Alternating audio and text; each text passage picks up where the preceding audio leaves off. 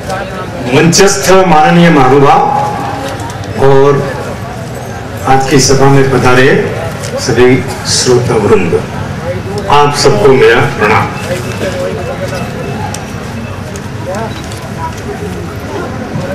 गुजरात में राजस्थान की धरती पर जैसे कई राजा हो गए, वैसे एक राजा की मैं पहले घटना, सत्य घटना बताऊंगा।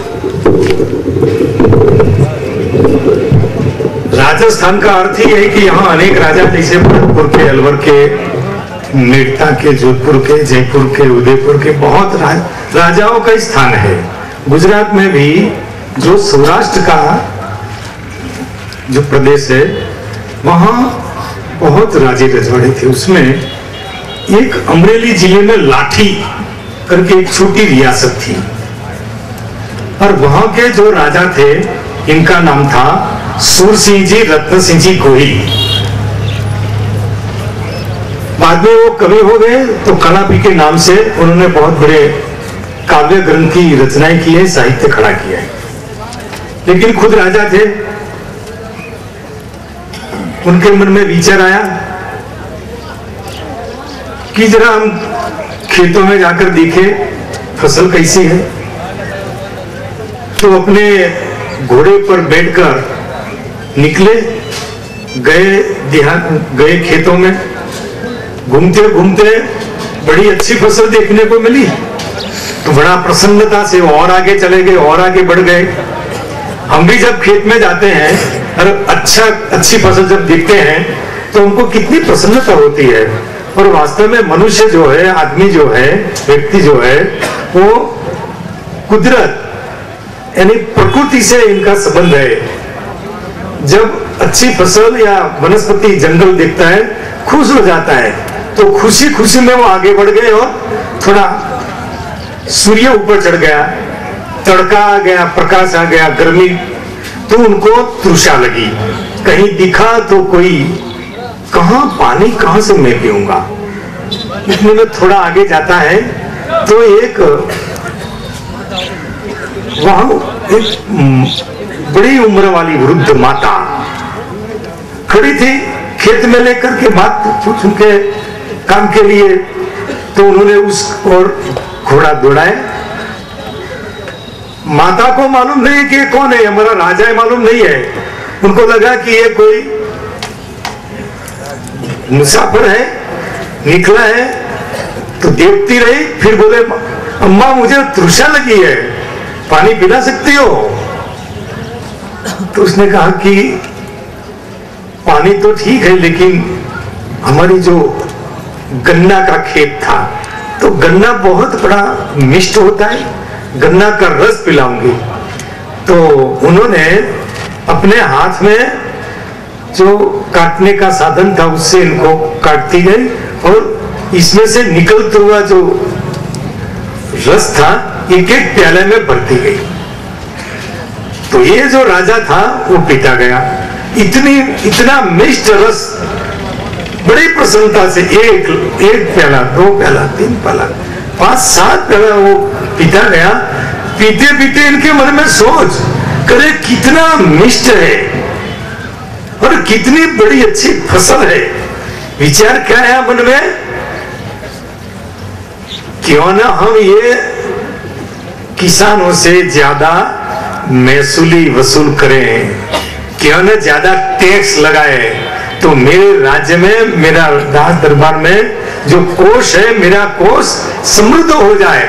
ऐसा विचार उनके मन में आना शुरू हुआ। तो 5-7 गिलास पीने के बाद फिर अम्मा तो क्या कर रही थी, एक गन्ने के जो छोड़े इसको काट रही थी, और एक प्याला भर रही थी। लेकिन ये जो राजा को विचार है, उसके बाद वो अम्मा जितना गन्ना को काट रही थी, रस में निकल रहा था, जो प्याला था वो भरा नहीं जा रहा था। वो भी देख रहा था, राजा भी देख रहा था। करे अभी तो कितने हमने गिलास पिए, और अब क्या ये हो रहा है। तो ये राजा ने ही पूछा इनको कि अम्मा क्या हो रहा है। अम्मा ने जो जवाब दिया ये हम सबको समझना है। अम्मा ने जो क्या कहा है यह आज की स्थिति में वास्तविक है। हम अगर समझेंगे तो फिर अगले चरण में हम आगे बढ़ सकते हैं। अम्मा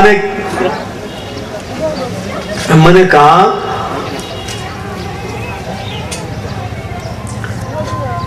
कि इतने क्षणों में जो घटना घटी तो केवल दो बातें हो सकती है। दो बातें उन्होंने बताई, या तो ये होगा या तो ये होगा। क्या होगा? या तो अभी जो मैं आगे बढ़ गई जिस खेत में, उस धरती में, या तो ये धरती रसहीन हो गई, ये धरती में से रसकस उड़ गया, या तो हमारा जो राजा है राजा दयाहीन हो गया। ये दो बातें उन्होंने बताई। देखिए समझने की बात है, या तो धरती रसहीन हो गई या तो राजा दयाहीन हो गया, नहीं तो ऐसा हो नहीं सकता। तो दयाहीन थया रसहीन धरा थई छे, दयाहीन थयो रूप, नहीं तो ना बने आवूं बोली माता फैरड़ी। ये जो काव्य है, कविता है, उसमें खुद एक कवि ने इसको लिखा हुआ है। ये घटना को समझना इसलिए है कि उस समय केवल एक राजा, अम्मा को मालूम नहीं कि मेरा राजा है, लेकिन राजा के मन में आया ये तो सही है। जनता का शोषण करने का विचार जब आता है तो एक खेत में क्या परिस्थिति उत्पन्न होती है, तो किसान की क्या स्थिति उत्पन्न हो सकती है। ये घटना से हम सबको समझना है कि आज तो केवल एक राजा नहीं है, उस समय तो कुछ ही राजा थे। आज तो जितने भी सांसद तो 542 राजा, और राज्यसभा के तो 700-800 राजा तो यही हो गए। फिर विधायक देख लो, हर एक स्टेट में, पूरे देश में कितने कितने विधायक है। फिर जिला परिषद के देख लो, फिर तहसील परिषद के देख लो, फिर गांव-गांव में जाकर देख लो, कितने राजा हो गए। सभी लोग एक ही बात सोच रहे हैं कि हम किसान को ज्यादा टैक्स क्यों न लगाएं। लेकिन पहले के राजा थे उसमें थोड़े तो दयाहीन थे, लेकिन कुछ तो दयावान भी थे। इसी में तो आज पूरे देश में जितनी भी पार्टी है, जितने भी नेता है, उसी में कोई एक दो को छोड़ दिया जाए, एक भी राजा, एक भी नेता दयावान नहीं है, सब दयाहीन है। इसलिए किसान माना जा रहा है। तो गुजरात में ऐसे हमारा किसान माना जा रहा था। उस समय चिमनभाई पटेल वहां के मुख्यमंत्री थे। तो बहुत बड़ा आतंक बचा दिया किसानों को शोषण करने का। टैक्स तो लगाए लेकिन बाकी कई बातें लगाई, इतने नहीं। तो ये जो आज बिजली की समस्या है, बिजली के लिए भी किसानों को बड़े उन्होंने कष्ट पहुंचाना शुरू कर दिया।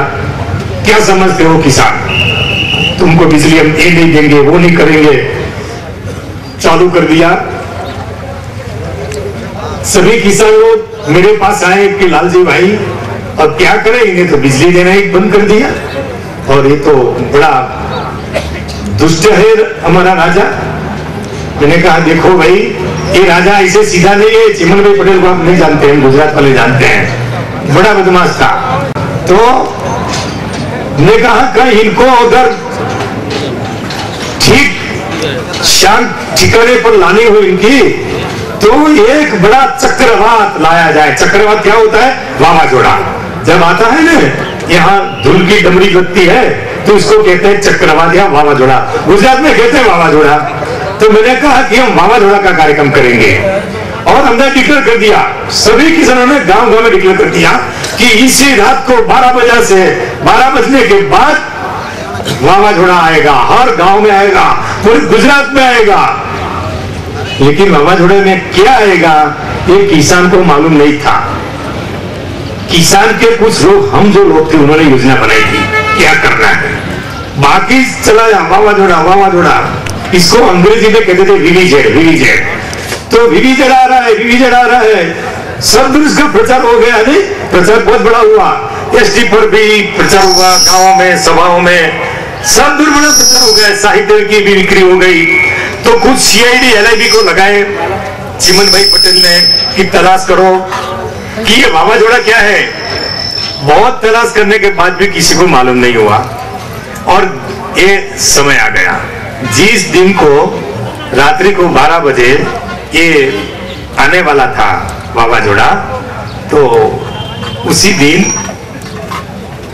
नहीं उसके एक दिन पहले हमारे स्टेट के कई अच्छे अच्छे कार्यकर्ता, बड़े बड़े कार्यकर्ता, अलग अलग संगठन के कार्यकर्ता, सब लोगों ने मुझे बुलाया कि ये क्या हो रहा है भाई, ये वावाजोड़ा क्या है, इतना बड़ा सरकार एकदम सोच में पड़ गई है, संभ्रम खड़ा हो गया है, हमारे तक समझ रहे तो क्या है।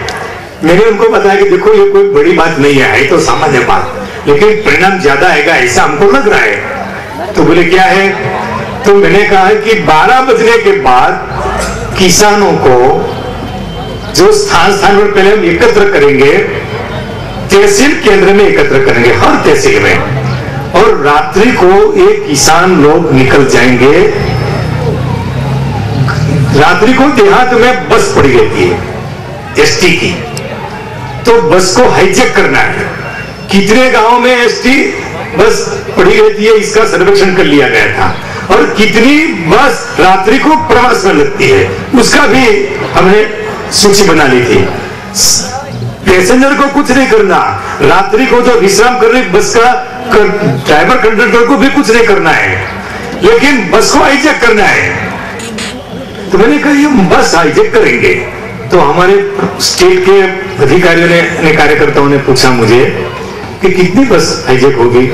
मैंने कहा हमारे मन में है कि गुजरात की कोई 250, 300, 400 इतनी बस अगर हाईजेक हो गई, अखबार में समाचार बन जाएगा और चिमन पटेल की मिट्टी पलीत हो जाएगी, इससे ज्यादा हमारी कल्पना नहीं है।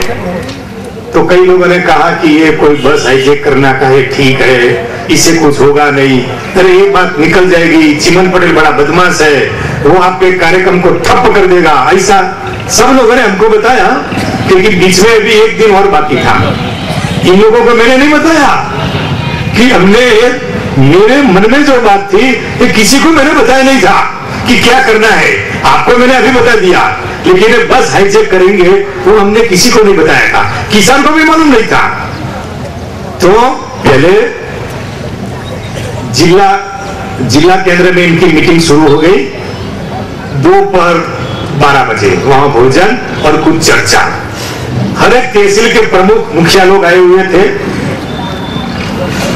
8 बजे के बाद उनको जाना था हर एक तहसील में, ये कार्यकर्ताओं को दौड़ते हुए, और वहां भी पहले से हर एक तहसील की टोली खड़ी कर दी गई थी। वहां ये सब लोग आ गए यहाँ से, तब इनको बताया कि वहां जाकर केवल इतना करना है, तब तक किसी को मालूम नहीं था। तहसील के लोग दौड़ते दौड़ते पहुंच गए, तो कहीं और किसी को कहने का इनको मौका भी नहीं मिला, बात किसी को मालूम नहीं। जाकर वहां पहुंचे और गुजरात के लगभग 125, 125 तहसील में ये योजना सफल हो गई। और रात्रि को 12 बजे से जो किसान लगे, क्योंकि तहसील केंद्र पर जीप लेकर आने को कहा था, कुछ मोटरसाइकिल, कुछ रस्सी, कुछ खाने का, जिसको कहते हैं मूंगफली है, चने हैं, बैटरी, कई चीजें लेकर आने को कहा था। फिर सब लोग 12 बजे के बाद जैसे जो गांव था वहां मोटरसाइकिल लेकर या साइकिल जीप लेकर पहुंच गए, और जो एसटी पड़ी थी जगाया ड्राइवर को, उठाया कंडक्टर को, निकल जाओ। अरे किसान ट्रैक्टर चला, ट्रैक्टर भी हमने बुलाए थे, ट्रैक्टर चलाता है। तो जो ड्राइवर ने, कंडक्टर ने सहयोग नहीं किया, इनको नीचे उतारे और खुद हमारा किसान गाड़ी चलाने लग गया। गाड़ी चलती गई, एक गांव, दूसरे गांव, तीसरे गांव। सवेरे प्रातः काल होते होते तो बराबर वावाजोड़ा यानी एक गाड़ी, फिर दूसरी गाड़ी, तीसरी गाड़ी, चौथी गाड़ी, पांचवी गाड़ी, जीप, ट्रैक्टर, बहुत लगे। तो गुजरात में एक साथ सभी 100, 125 तहसीलों में वावाजोड़ा शुरू हो गया। और आपको आश्चर्य होगा कि पूरे दिन घूमने के बाद रात्रि को छोड़ देना था, तो कितनी बस हाईजेक हुई होगी आप बताइए। हमारी कल्पना तो थी कोई 300 या बड़े प्यारे ज्यादा 400 की। 1500 1500 बस हाईजेक हो गई और इसको बस को पकड़ने में, एकत्र करने में 1 महीने तक समय गया। कुछ बसें तो वहां जाकर पड़ी थी कि सरकार को भी मालूम नहीं। और यहां से नरसिंह राव उस समय प्रधानमंत्री थे, चिमन पटेल को फोन गया कि अब तो यहां मुख्यमंत्री नहीं रह सकता। देखो कितना दबाव आ गया। अब क्या हुआ, चिमन पटेल ने हमारे लोगों को, किसानों को मारना शुरू कर दिया। तहसीलदार को कहा, कोई कलेक्टर को कहा, डीएसपी को कहा, पुलिस को कहा, बड़ा अत्याचार शुरू कर दिया उन्होंने स्थान पर। तो मैंने कहा चिंता मत करो।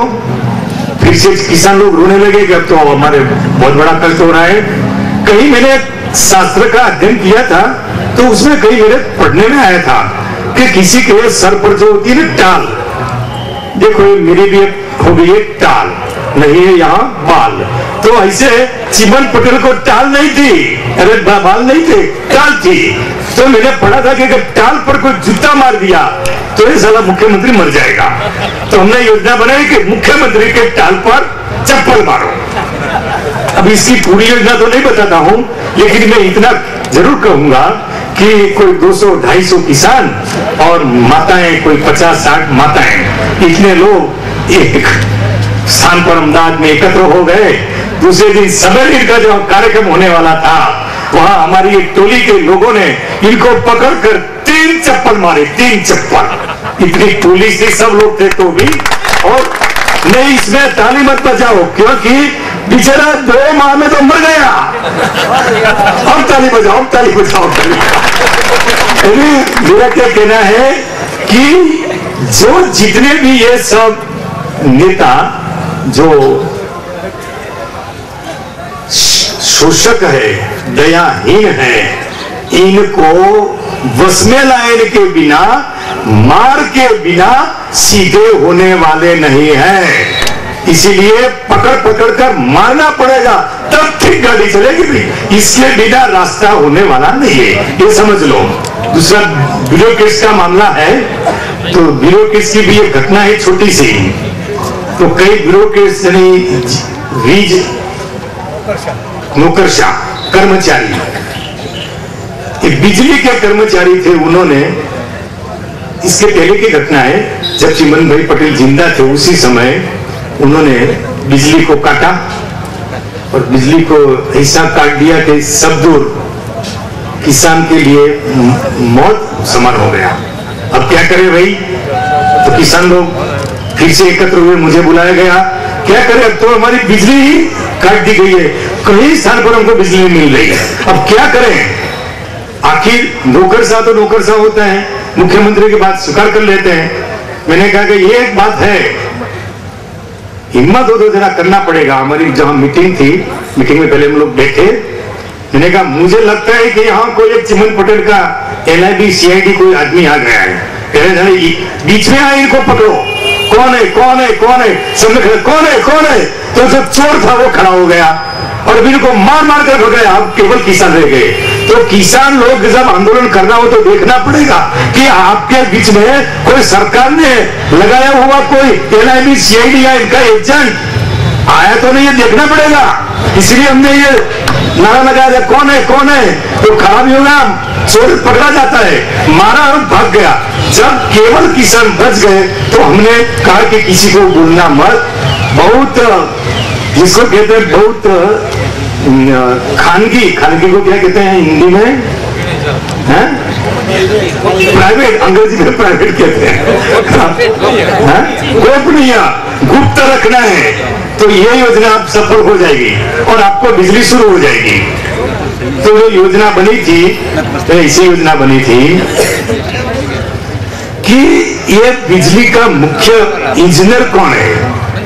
तो उन्होंने पूरे गुजरात के लोगों की सूची बना ली, जहां इनका केंद्र था बिजली का स्टेशन, सब स्टेशन कहते हैं, हाँ, तो सब स्टेशन में से तो इनकी योजना में कि वो कब आता है कब जाता है, बाजार में कब वहां से पसार होता है, मोटरसाइकिल पर जाता है कि चलकर जाता है।